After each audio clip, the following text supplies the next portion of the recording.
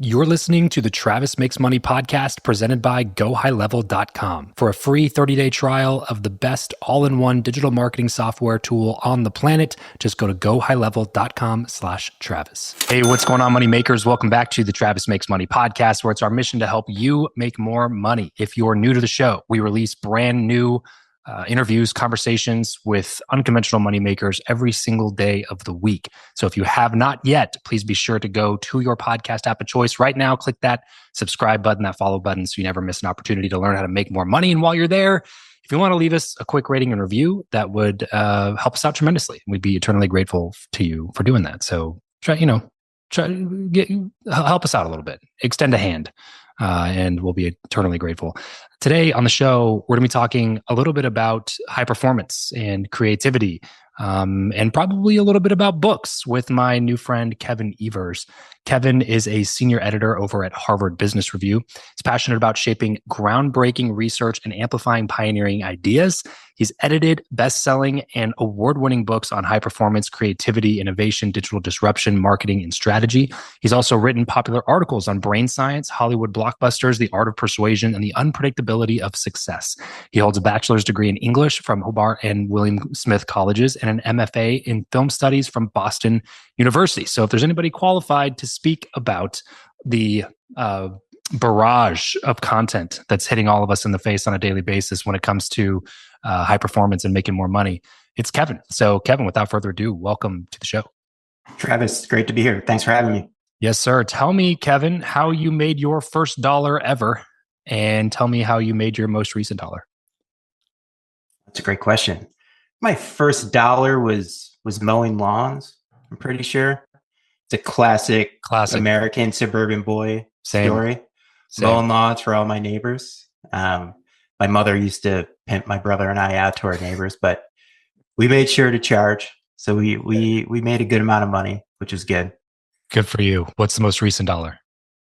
Just working at HBR, just doing the editing thing.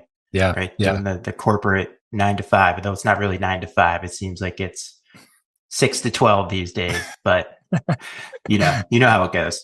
That is how it goes. But you also get to work in a really exciting field doing exactly what it seems like you're called to do. So let's go back in time a little bit and talk about that. Bridge the gap for us between mowing lawns and working for Harvard Business Review. It's a nonlinear story. I was an English major in college, ended up going to school for film studies, as you mentioned. Thought maybe I'd get my PhD, then decided, you know what, I'd rather work in editing and publishing. So I ended up at Harvard Business Review, and it's been great. So right out of school, you ended up at right out of school. Yeah. Oh wow. Right okay. Out of school. Yeah. I've been at HBR for about 14 years at this point. Wow. That's uncommon, man. That's uncommon. Yeah. Especially in digital media. People tend to job hop. Yeah. What about HBR has been able to kind of magnetize you and keep you there? It's working in books. They're really hard jobs to get. Getting a book editor job at any publisher is really hard. Yeah. Those jobs are scarce. And the best thing about it is every day is something new. You can work on a lot of different projects, a lot of different books. So it's not very repetitive. Every book has its own challenges and opportunities. Sure. And also get to work with really smart people and helping them shape their ideas and get their books out into the marketplace. Yeah. Was there an inclination for you at the beginning to work in the business field at all? Because, obviously in school you went for English and then studied film.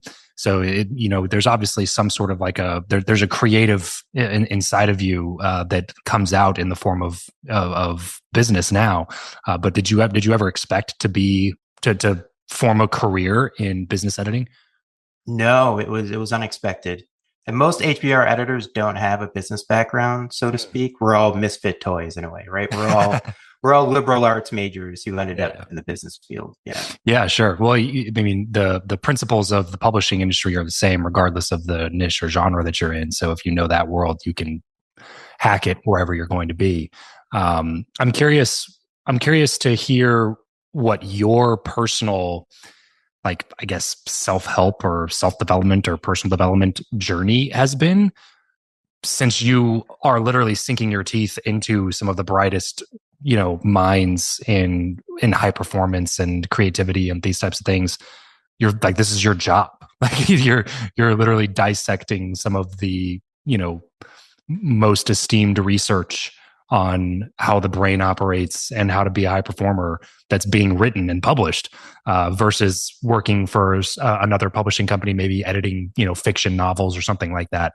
There's not as direct of a correlation to becoming a better person along the way. What has kind of changed for you? Was there any big stories that come to mind?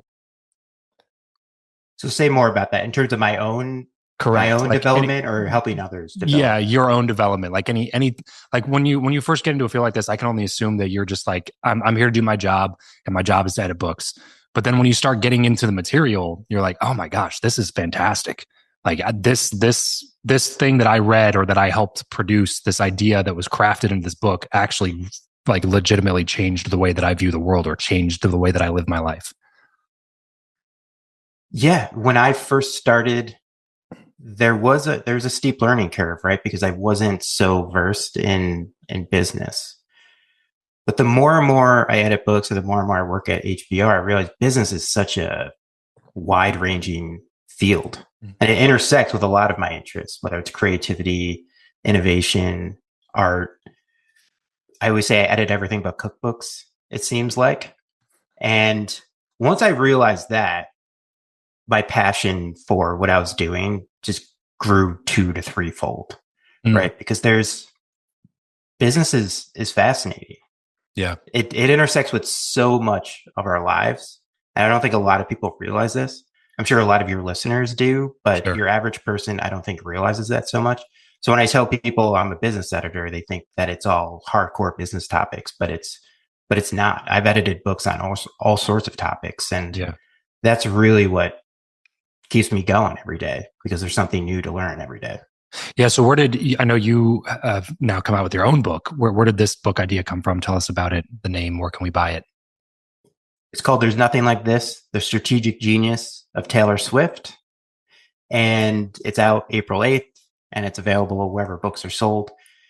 And again, this is a nonlinear story. A big part of my job is finding authors to write books for me. And I was going to do the same thing with this book. Okay. I thought, hey, there's a lot of disruption going on in the world. The music industry specifically has been disrupted, has gone through many changes over the last 2 decades. Yeah. And I thought it'd be cool to get someone to write a book about an artist who has been able to move through those 2 decades and turn those challenges into opportunities. Of course, there aren't too many artists who are as popular today as they were 20 years ago. Taylor Swift was at the top of the list. And I talked to a few people, but I had such a clear idea for what the book needed to be. And it felt like malpractice to hand it off to someone else. So I decided to take the reins myself. Yeah. You basically were just like, this is a great idea for a book. Let me go find an author to write it. For sure. And then you were like, actually, I think I'm just going to write this one. Yep. That's what I did. Yeah. It was, I've never had this experience before. Usually, you have an idea, and after 3 months, you're like, maybe that idea is not so good. But the more and more I research Swift, the more and more I realized that there was something here. And this was before the Eras tour. This was in early 2022. Oh, wow. That you started research? That I started doing the research and thinking about the idea. And then, of course, she announced the Eras tour, 6 or 8 months later, and the rest is history at this point. But I felt even back in early 2022 that there was a real idea here. Are there any like numbers that stick out to you in regards to your research in Taylor Swift, like things that we don't even think about, like, albums sold, or, more than this certain artist who you think of as a legend? Yeah, Taylor Swift's done more than that. Or like this tour brought in this much revenue, which is more than any other tour by this much. Like, any numbers stick out to you? The Eras tour grossed over $2 billion. That's the highest grossing tour of all time. That's nearly twice as much as the second place tour, which is Coldplay's Music of the Spheres. And Swift played less shows. Wow. In 2024, Taylor Swift alone accounted for close to 2% of the total music market in the United States. That's just including streams and albums. It doesn't include the Eras tour, box office, and doesn't include merchandise. If it did include those numbers, it'd be much higher. And think about the amount of content that's out there today. So each day there is more music uploaded to Spotify than a total music released in 1989. That's how much every content day. is up every day. And Taylor Swift is close to 2% of the total music market in 2024. Insane. Yeah, so she's not a superstar. She's something else. She's a megastar. I don't even think that really addresses her popularity. The gravity. Yeah, right. Yeah, right. I mean, she's 2 to 3, 4 times more popular than other superstars. Right. So it's Beatles-esque at this point. How do you translate that stardom like across different fields? Like if you compare that to, you know, a Cristiano Ronaldo in the sports world, or you compare it to The Rock in the movie industry, are these people touching the fame of Taylor Swift, just completely different verticals, or do you think music has just a more worldwide, global, societal impact? Well, music is interesting because it's a culture market, right? Where an athlete, if you're marginally more talented than another athlete, you will find more success without a doubt, right? Usain Bolt at one point was the fastest man in the world, and he's winning more races than others because he's faster than them. Yeah. Swift is in a different category. She's extremely talented, don't get me wrong, and that's contributed mightily to her success, but a lot of it is driven by network effects. Yeah, right? It's not as linear. It's not as linear. And that's why you're seeing such huge disparities between her success and other people's success. Mm. She's not 1,000 times more successful, or she's not 1,000 times more talented than a mid-tier artist, but she's 1,000 times more popular. Yeah, why? It's a good question. It's a great, it's the ultimate question, right? Yeah. So talent, of course, has a lot to do with it. But I would say the number one driver of her success is that she realizes that her most scalable asset is her relationships. It's her fans, right? She is as obsessed about her fans as she is about her product. Yeah. She's extremely fan obsessed. She goes to great lengths to delight her fans. I mean, the Eras Tour is a great example. She could have played 2 hours, the greatest hits show. She's never done that before. Her fans would have walked away and they would have been happy. But she plays 3.5 hours. Crazy. Her set list spans over 40 songs. Oh my God. That had to come at great emotional and physical cost because she's playing 3 nights in a row in most cities. Right. They had to put a burden on herself, on her band, on her dancers, on her crew. On her voice. On her voice. Her literal vocal cords. Like that's insane. But that's what she does. She's extremely extra when it comes to her fans. Yeah, just it reminds me of Jeff Bezos at Amazon. I mean, she's relentless about it. And I think that's a big reason why she's able to grow her fan base and keep her fans for as long as she does. Yeah. She's been doing that for 2 decades. She's more popular now than she was earlier in her career. Right. And she was big earlier in her career. And she's adjusted. She's like rebranded herself multiple times during that time. Like I remember vividly like sitting on the school bus in, 11th grade or something. And I went to like this small Baptist school. So we're not allowed to listen to this music. So people are like passing it around on a secret Walkman, you know what I mean?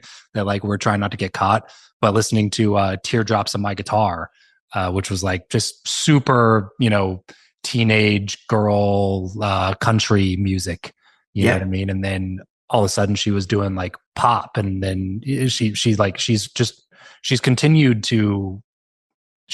to develop herself as an artist along the way as she's developing more fans to be involved in the music. Yeah, she's obsessive about 2 things. She's always obsessive about her craft and improving her songwriting.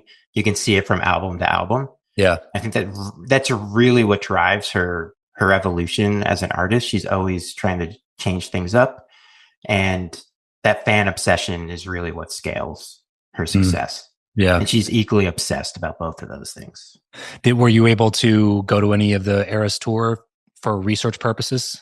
I did. I brought my daughter to Foxborough where the Patriots play. Yeah. She was 6 at the time. Ultimate dad moment. Major dad points for that one. And then we won again in Toronto. Yeah. Back in November. So how would you describe those shows compared to other shows that you've been to? I've gone to so many concerts. I love music in my 20s. That's what my wife and I did all the time. We went to so many concerts, and top show for me. Wow. Because it's all about the vibes and community. I've never quite experienced something like that before. It was so joyous and happy. And I've gone to, I love bands that have great fan communities. I've gone to Dead shows. I've gone to Fish shows. I've gone to Radiohead shows. But this was different. It was so joyous, and the community was so positive. Yeah. I never quite experienced something like that before. The Swifties showed out. They did, without a doubt. Yeah. And so there's something special there. And a big thing about the Eras Tour is 20 years in the making, right? I mean, Swift has been doing this for 2 decades, and that tour was a culmination of the last 20 years of her career. And she really leaned into the fact that it was a retrospective. She didn't just play old songs. I mean, she was dressed in the outfits that she did that she wore when she was 16, when she was 22, 25. Yeah. She really embraced her past, and I think it allowed fans to relive those experiences as well. I think that's what made it so powerful for fans. Yeah, she's one of those people that makes me feel old, bro. I feel the same way. You know what I mean? I feel the same way. I think when her song 22 came out, I was either 21 or 22. Like it was like right at that time. It's like an internal gauge for how old I've gotten, because the song literally says the age in the name. I know. I'm not 22 anymore. That's for damn sure. Well, that's a great thing for her fans, though, because they have so many signposts about their own lives and her music, right? They can easily relive that stuff. And that's what she's done a really good job of. When she started off, she broke into a market that didn't really exist. That was teenage girls in country music. But she's been able to grow. And as she ages, she makes very age-appropriate music. So her fans can check in with her. They know what's going on when she's 25. Right. They know what's going on when she's 30 and 35.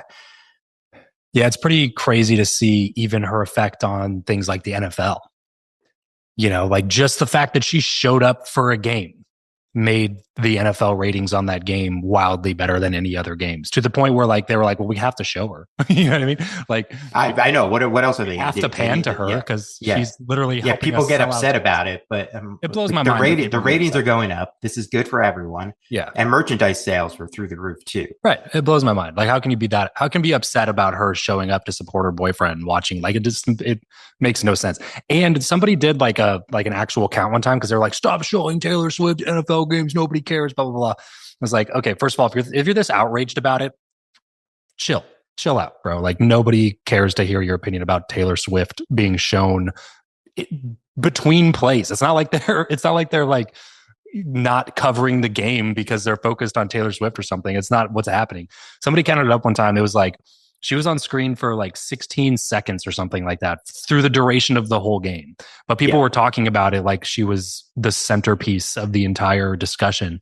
It was so silly to me to see that reaction. What's interesting about her career is, I say it follows a modified version of Newton's third law. For every positive reaction, there's an equal or greater negative reaction. And this has been like this since the very beginning. And we see this with the NFL.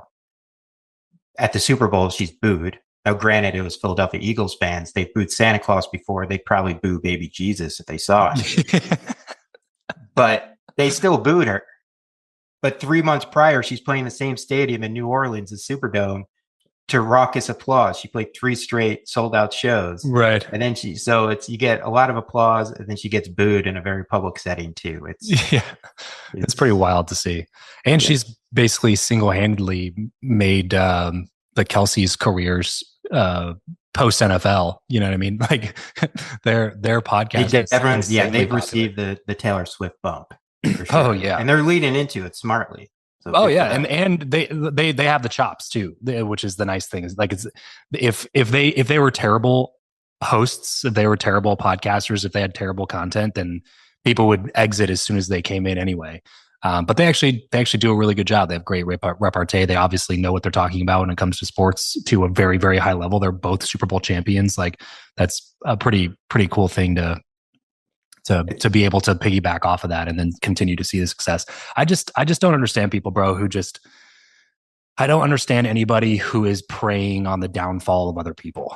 It doesn't make any sense to me. Like, how could you be rooting for people that are working hard to fail? It doesn't make sense. It doesn't make sense to me either. Such a waste of energy. Especially with the Kelseys. It's a good mix of talent. And is there some luck there that he started dating Taylor Swift? Of course, but they're making the best of it, and that's what we should all do. So I don't understand that attitude either. But also, he's not like, it's not like he just got lucky and met her in a Walgreens parking lot or something like that. Like, he worked his ass off to become one of the best tight ends of all time, a multiple time Super Bowl champion, like a pretty eligible bachelor. Like, you know what I mean? Who else do you want Taylor Swift to date? You know what I mean? Like, that's actually a pretty perfect, ideal match there. Yeah. For both of them. I just whenever I see that kind of rhetoric, it's just is like, you people have problems on the inside if you're hating all of these people for what, bringing joy to the world. Like, sorry, like, of course. But then the problem to me, man, is like, people conflate their professional life. They merge their personal and professional lives together and then look at them and be like, well, but they're not true to their family, or they're not whatever. And it's like, well, they clearly have different values than you do.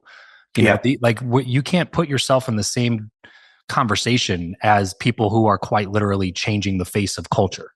You know what I mean? Like they operate on a different level. I heard Douglas Murray talk about this recently. He's like, I think people like that get a genius pass. It's like, because somebody was demonizing some historical figure for like their closet sins or whatever, and he was just like, it just doesn't, that line of reasoning doesn't make any sense, because there's always going to be stuff that people are failing at when they're wildly successful. But you're just gonna not listen to the amazing things that they do? They're not gonna, like, you're not gonna be a consumer of the amazing work, the creative prowess that they put out into the world. You're just going to vilify all of that because they like aren't the 100% ideal moral value based person that you want them to be. That's not how it works. Yeah. I've heard so much pushback telling people that I wrote a book about Taylor Swift. And as I was writing the book about Taylor Swift, some people would get it right away. They're like, oh my God, that makes so much sense. And other people would be like, well, why are you writing a book about Taylor Swift? Why are you platforming? Yeah. And I'm like, she's so successful, she's so popular, and she's operating in a very brutal and fickle music market. Yeah. Right. She's doing something right. She's doing a lot of things right. Yeah. And it always made sense to me to write a book about her because she's a high performer. She's extremely successful. She's extremely talented, and she has great entrepreneurial instincts. Let's put aside our personal opinions about her personality or what she does with the NFL, and let's look at it. Let's do a deep dive in and learn and see how she's been able to do this. Yeah, it's unfortunate that that's kind of just the broader culture that we live in anymore, is that if you disagree with one thing that somebody does, you just write off everything that they say as bullshit. And it's like, that is not how it works. Like, truth can come from any source, and there's lessons to learn from everybody, regardless of if you agree or disagree with their political stances, or agree or disagree with their religion, or agree or disagree with their values. It's like, but so don't take their advice on all those other things. But I don't know, she's kind of figured out this music thing pretty well. There's not many people that have become popular enough to buy back the rights to their own music library and then do it better again. Like, that stuff is cool. I like seeing stuff like that. Like, to have artists like that take control of their IP again and start like she forced, was it Spotify? She like took her music off of Spotify or something like that for a little bit because it was under different ownership or something. She had a very famous battle with Spotify back in 2014. Yeah. Where she did take her music off of Spotify. She also had a very famous battle with Apple around the same time, but Apple within a day relented, and that's right. Taylor Swift won that battle. With Spotify, it was about their free ad tier. They were essentially giving away her music and other people's music for free because they're trying to convert free users into subscribers, which makes sense. But at that point, Taylor Swift was still selling physical albums like it was 1995. Yeah. And she had a business interest in, well, I could sell physical albums, which is more economically feasible for me. Why would I give away my music for free? And she put up a big stink with Spotify. And eventually she came back around and her music is on Spotify now, and but she's done this throughout her career. She did this with her older albums, right? With Scooter Braun, and that was a classic battle between people who make stuff and people who own stuff, and people who own stuff usually win those battles, right? Historically, for sure, especially historically, right? Yeah, I mean, it's happened in the agricultural revolution, happened in the industrial revolution as well, but she did have some leverage, and that was her fans. So she came out with a very angry letter and said, "I'm not happy that this happened." And again, she didn't have much leverage from a contractual standpoint. Mm-hmm. So what does she do? She said, "I'll just re-record all my older albums." Yeah. And it's worked because those new re-recordings are streamed more than her older music. She was essentially telling her fans, "Don't listen to my old music." Right. Right. And it's worked. Right. Yeah. That's a pretty rock and roll move right there. Yeah, it sure is, man. I think that just speaks to the importance too of building community, regardless of what you're building. Whether it's a small, a small hummus store in a local area, or it's a large tech company that's scalable around the world, or it's music, or it's movies, whatever it is. Like, we're learning right now that relationship is what's driving conversions more than anything else. And even in like the ad buying, media buying world, I have a lot of friends in that space who are just like, conversions are way down. Mm-hmm. Cold traffic is more difficult than it's ever been. Affiliate traffic is more difficult than it's ever been. Like, all these different conversion mechanisms and advertising sources are dwindling in the light of these niche or micro niche communities that have a high degree of trust with a certain person regarding a certain area. And those seem to be driving all the sales, whether it's in the music industry or, like I said, in movies with like Kevin Hart or The Rock. It's crazy to see that these people can just make a post or two. I saw Adam Sandler posted about Happy Gilmore 2 the other day. It was like 2 hours after he made the post. It had, I don't know, something crazy, like 150 or 200,000 shares of the post already within like 2 hours of making the post.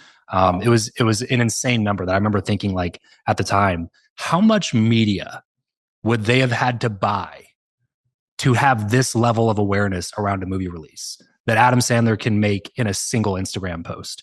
Because people are dying to see more from Adam Sandler, because they love him, they trust him, they know when he makes a movie, they're going to love it. And then this particular thing is a franchise that he started his entire career off of 25, 30 years ago, however long ago that was.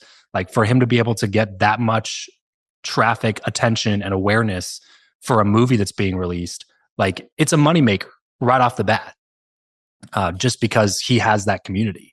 And it seems to be like that's becoming the new driving force, is you must have that face-to-face almost contact that personalizes the experience for the fan or the customer, the client, translate whatever it is that you're doing. But it's going to work for you if you do it on a micro level as well.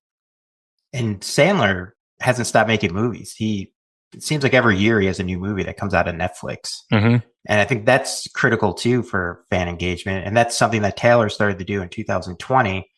She used to be very precious about her releases. Every 2 years, she'd release a new album. It had a big media push, but she doesn't do that anymore. She's much more prolific now. She's released 4 studio albums since 2020, then her 4 re-records at the same time. So she is giving her fans so much content.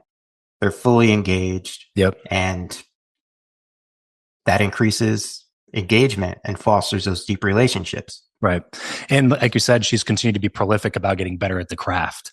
She's not putting out crap product for the sake of releasing more content. You know what I mean? It's maintaining quality and even getting better over time. I just pulled up that video just to see where it's at right now. It has 1.1 million likes, 295,000 shares. This little trailer that Adam Sandler posted, 17.8 million views.